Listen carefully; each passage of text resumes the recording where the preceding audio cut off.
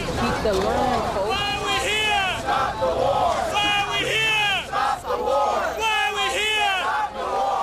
Why are we here? Stop the war! Why are we here? What is that one? Friday morning, key neoconservatives gather at the American Enterprise Institute to explain to the world the neocon view of the war. It's what they call a black coffee briefing. Michael Ledine's here to insist Iraq must be part of a campaign to bring democracy to the Middle East. The neocons say democracies don't harbour international terrorists. Also here, the man who's been called the neocons' political godfather, Richard Perle. He's the former Reagan official who's now a key figure on the Pentagon's Civilian Advisory Board. Over 100 diplomats and reporters crowd in to get their inside and often unguarded views. I don't think we're vindictive. I really don't. Richard doesn't think Americans are vindictive. Well, I hope he's wrong. And your thoughts on how it's going? Well, it's going well. It's premature to say it's over. It isn't over. It's hard to overestimate the American Enterprise Institute's influence.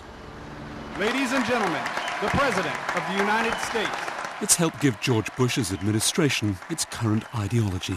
At the American Enterprise Institute, some of the finest minds in our nation are at work in some of the greatest challenges to our nation. You do such good work that my administration has borrowed 20 such minds. The President of the United States, on issue after issue, has reflected the thinking of neoconservatives. I think he comes at his view in his own way and through his own experience, but it happens to track very closely with the outlook of neoconservatives, especially since September 11. The neocon future is also being plotted 5 floors below the AEI in the offices of the Weekly Standard and its editor William Crystal. The dream of sorting out Saddam one way or another has haunted him for years. Okay, so you've got him over here. Right. This art was done for a cover piece in the Weekly Standard by David Brooks. You've got him in a box. The piece was called Saddam's Brain. But you're not obsessed with it. You're not obsessed with it. No. This was given to me as a birthday present on my 50th birthday by my colleagues here at the Weekly Standard. Think he's still alive? I'm afraid so, but maybe not too much longer. Bill Crystal was chief of staff to the vice president in George Bush Sr.'s White House. He was once called Dan Quayle's brain, but he believes George Bush Sr. wimped out by not toppling Saddam in the '91 Gulf War. Now he's chair of perhaps the most hardcore neocon think tank, the revealingly titled Project for the New American Century. Its mission, to shape a new century favourable to American principles and interests. Project for the New American Century involves Richard Perle, Dick Cheney, Elliott Abrams, Donald Rumsfeld, Paul Wolfowitz. These are only 5 of the name. Jeb Bush. All these people, everybody knows about the Project for the New American Century. You're all going to go home and check it on the web, right? What it does is outline a doctrine for United States imperialism. Not even neo-imperialism, bona fide old-school imperialism. In 1998, the Project for the New American Century wrote to President Clinton, urging removing Saddam's regime from power. 18 people signed, half now in the administration, including Defense Secretary Donald Rumsfeld and his influential deputy, Paul Wolfowitz. Preemptive action, regime change, after 9/11, those neocon policies were just what George Bush was looking for. George Bush's current foreign policy is basically a neoconservative foreign policy in the sense that he believes that American power is crucial to the promotion of liberty and democracy around the world. 9/11 was a huge wake-up call, reality impinged, and the president decided, in my view correctly, that to simply stand back and let things develop around the world was a recipe for more 9/11s, was a recipe for death and for tyranny prevailing, and that we had to be active in the world. The majority of the world opposes this war and is looking at the United States going, oh my God, how can they let it happen? How can this happen in our name? And it sits here and happens, but not in our name. Not in our name. Our name. In our name. Not in our name. Not in our name. Not in our name. Meet neoconservative Mehrav Wormser. She founded a charity that monitors the Arab press for anti-Semitic opinions. Her husband David is an advisor at the State Department, one of those mines the president borrowed from the AEI. She's part of a group of neocons who've been particularly influential post 9/11 because they specialize in the Middle East. You have a story here about ideas and love among people, and it's true, and I'm not being cynical about it. It's real, fundamental love and power, because some of those ideas make policy, and some of the people in the group are policymakers, and we function and we view ourselves as a group, and we will all stand for each other, in defense of each other, all the way.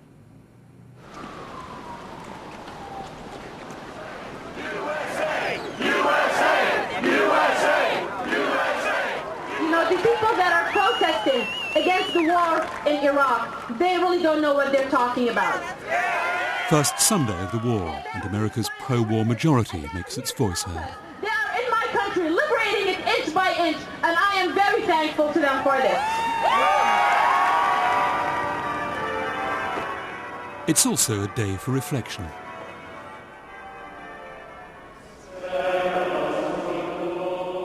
Religion is important to the neoconservatives. It honors tradition, obedience, and makes you think about good and evil. Things that also, we're told, matter to George Bush. Our own weapons, these precise and devastating bombs, have been shocking and awesome. Their critics say the neoconservatives are wrong to look at the world as if it's a battle between moral extremes. The problem with the neocons is that every time the U.S. gets tested, it's a question of freedom versus tyranny. And there's really kind of nothing in between.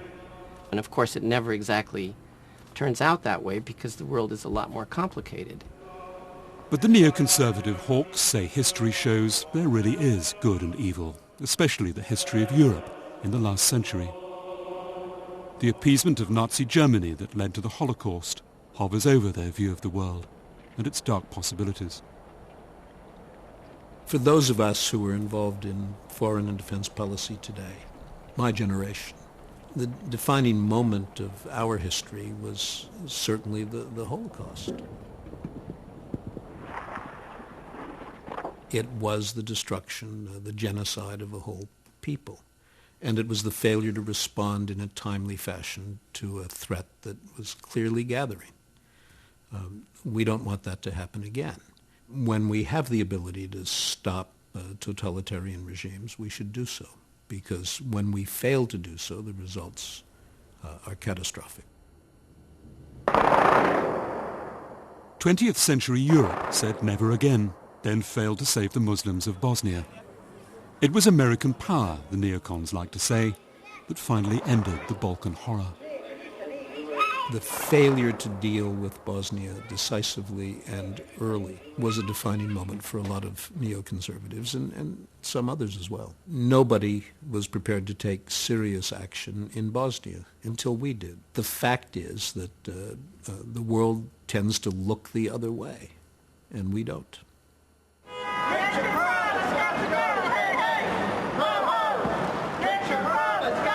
On 17th Street, the protesters are zeroing in on the neocons HQ. Inside, the American Enterprise Institute's latest black coffee briefing. Michael Ledeen, unapologetic about America's shock and awe tactics. But all the great scholars who have studied American character have come to the conclusion that we are a warlike people and that we love war. That's one point you forgot to talk about today. That's one point you forgot to talk about. One of the protesters has sneaked inside. What do we talk about? I'm sorry, you have to leave. Of this war. You have to leave. You're going to be escorted out by the police. Talk about that. Wow. I think she disagrees with our view on this. Yes, I know. No one would have imagined that the United States could and maybe should consider France and Germany to be strategic enemies. And yet they have behaved now for several months as if they were strategic enemies. Michael Ledeen raises the stakes, as does Pentagon advisor James Woolsey. And we are going to have to be involved for the next, I think, several decades in helping change the face of the Middle East. Mr. Pohl, there's been talk of these meetings as a kind of victory celebration. People are talking about Americans liking war. Are you worried about the tone of this? Are people getting a bit carried away here? I don't believe that's the tone of these discussions. I think what this may betray is some underlying sense that maybe we were right after all.